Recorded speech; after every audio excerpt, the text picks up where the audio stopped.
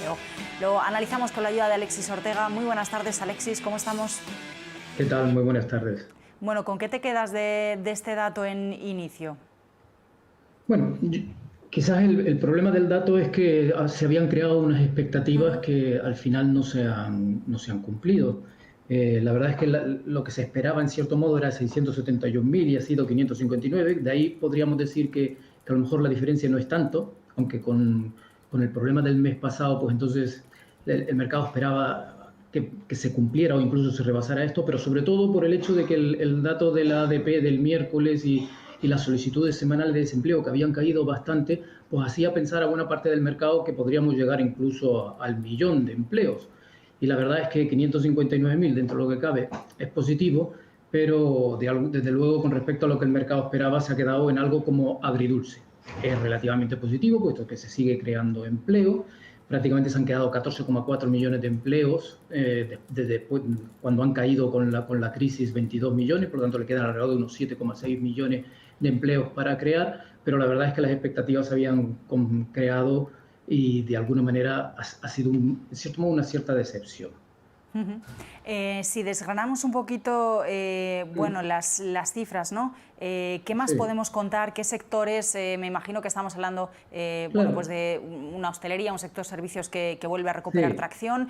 ¿Qué nos dice un poquito más el dato yendo al detalle? Sí, prácticamente casi 2/3 partes del incremento se produjo en servicios de comida, en los lugares, en bares, etcétera. Por lo tanto, de alguna manera, la normalización, el avance tan fuerte que está teniendo lugar en la vacunación en Estados Unidos está dando lugar a una normalización, que eso se está notando en dos de los grandes sectores, como son el de restaurantes o incluso el de hoteles, que hasta ahora han sido los más castigados. Pues esa reapertura pues está haciendo que prácticamente casi todo venga por ahí, con lo cual de alguna manera es positivo.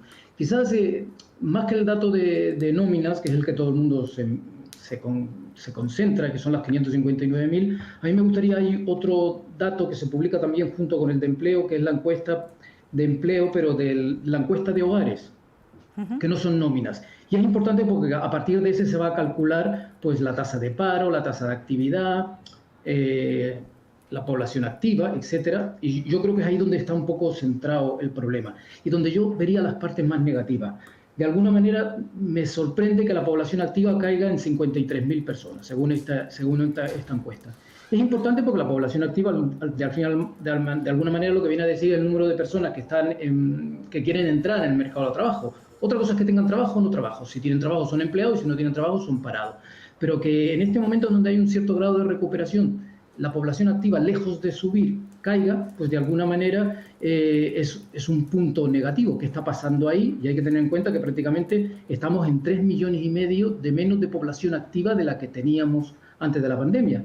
Fíjese que prácticamente la población activa estaba, o sea, la tasa de actividad estaba alrededor del 63% antes de la crisis, y ahora mismo prácticamente está en el 61,6%. Eso son prácticamente, como decía antes, casi 4 millones de personas que deberían estar de población activa y no lo están. ¿Qué es lo que está sucediendo para que esas personas no vayan al mercado laboral? Sobre todo en este momento, como le digo, de reconstrucción del mercado laboral, donde ahora mismo deberíamos tener oportunidades a medida que se va abriendo la actividad económica para que se entre. De hecho, realmente la tasa de actividad no se ha recuperado ni siquiera de los mínimos que alcanzamos en el 2015, porque la tasa de actividad, afortunadamente, a partir del 2015 en Estados Unidos empezó a subir y ahora mismo prácticamente estamos en 58, prácticamente, como le digo, 3 puntos por debajo.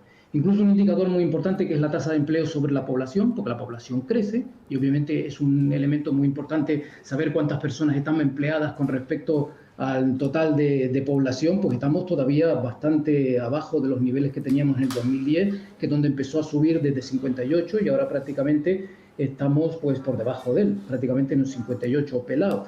Y hemos llegado, antes de la crisis estábamos prácticamente estábamos alrededor del 61%, por lo cual de alguna manera ahí también es otro elemento fundamental. Da la impresión de que se está produciendo la recuperación del mercado laboral, pero de alguna manera hay como una serie de escollos que todavía no sabemos exactamente dónde está. Hay que tener en cuenta que ha habido mucha volatilidad en este dato en todos estos meses de pandemia, y por lo tanto de alguna manera no pueden ser analizados del todo, pero de alguna manera también nos debería preocupar que no se produzca este incremento de la población activa que no se cree empleo a medida que se va creando la población, y ese proceso me da la impresión de que puede tardar algo más. De ahí la cierta precaución que la Reserva Federal en estos momentos está presentando con respecto a aquellos que les están pidiendo de alguna manera que empiece a hacer el tapering. Bueno, es interesante lo que apuntas, Alexis, porque lo estamos viendo también en los datos de paro de varios países y lo hemos visto incluso en España, ¿no? Caídas de paro que teníamos, por ejemplo, en la última EPA y que tenían más que ver por la salida de gente de población activa más que porque hayan encontrado trabajo, así que es súper importante el dato que señalabas. Dentro de, bueno, pues relacionado precisamente con esto, también se habla un poco allí en Estados Unidos de que esta pérdida de empleos, algunos empleadores, algunas empresas dicen que hay escasez de mano de obra, ¿no? como factor crítico. También se están citando, bueno, pues los subsidios, el desempleo, también, bueno, pues luego cosas más sociales, como por ejemplo la dificultad de conciliar, ¿no? En un momento de pandemia que hace que haya menos gente que busque trabajo, ¿no? En este momento. ¿Qué factores crees que debemos vigilar?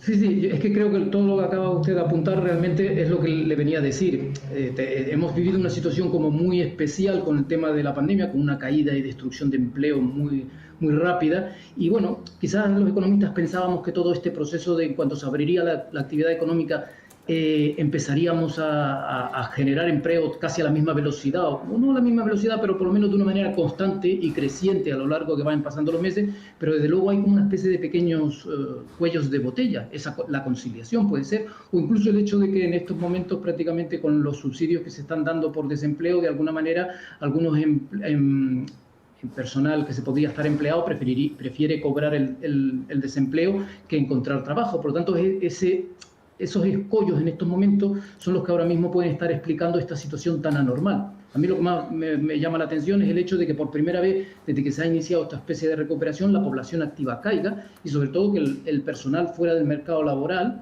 esté ya prácticamente en los más de 100 millones. Teníamos 95 millones antes de la crisis, por lo tanto ahí hay 5 millones de personas que han salido del mercado laboral y de momento no quieren salir. Las razones pueden ser esas y vamos a ver cómo reacciona a medida que, vamos a decir, el gobierno empieza a retirar algunas de las medidas y por lo tanto haga más factible que algunas personas que cobren ese subsidio pues acaben aceptando un empleo, porque sí es verdad, en algunos sectores se está hablando de escasez de mano de obra. Y esa es la parte positiva que a lo mejor deberíamos tener un poco presente, que en cuanto se resuelvan estos problemas coyunturales, a lo mejor posiblemente en el medio plazo podamos tener mejores datos. Pero la verdad es que el proceso está siendo un poco más dificultoso de lo que en principio podríamos a lo mejor nosotros habernos planteado en un primer momento cuando empezó a abrirse la economía.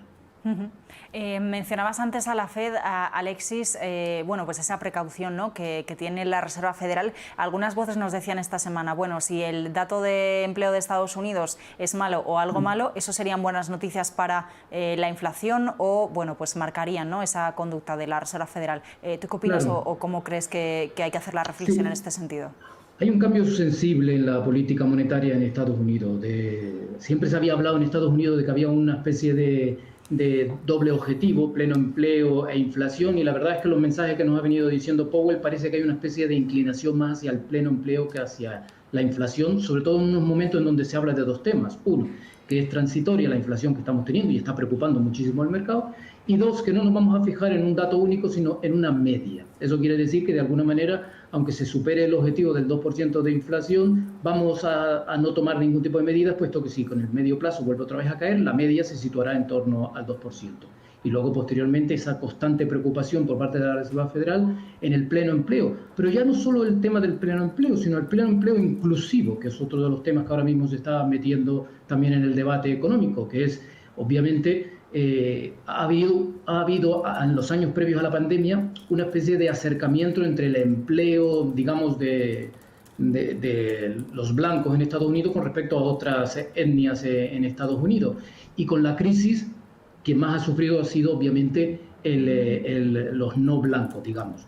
Hay un proceso en este momento de no solo acercarnos a una tasa de empleo óptima o una creación de empleo óptima, sino que incluso conseguir que esa tasa de empleo, de actividad o empleo en esas etnias fuera de la blanca, pues de alguna manera continúe en ese proceso de acercamiento. Y por tanto, de alguna manera, parece como la Reserva Federal, como le decía antes, se ha decantado más por el tema del pleno empleo. Este dato, obviamente, de alguna manera, viene a circunscribir esa especie de prudencia y por lo tanto de alguna manera aleja algo más en el tiempo cualquier medida de reducción, salvo la que ahora mismo se estaba hablando, que es prácticamente la de la deuda corporativa, pero eso prácticamente la venta de esa deuda corporativa, aparte de hacerse de una manera bastante escalonada, apenas representa 14.000 millones de dólares globalmente, cuando la Reserva Federal en este momento está comprando alrededor de 120.000 millones, con lo cual de alguna manera yo creo que el plan original de la Reserva Federal se mantiene y por lo tanto la idea es que tardaremos algo más de tiempo en plantearnos el tapering y por lo tanto una vez se produzca el tapering, la subida de tipos de interés, que yo creo que se queda ya para el año que viene. Pues Alexis Ortega, tomamos muy buena nota. Muchísimas gracias por acompañarnos, como siempre. Buenas tardes. Muy buenas tardes. Bueno, y con este primer análisis de la jornada sobre el dato clave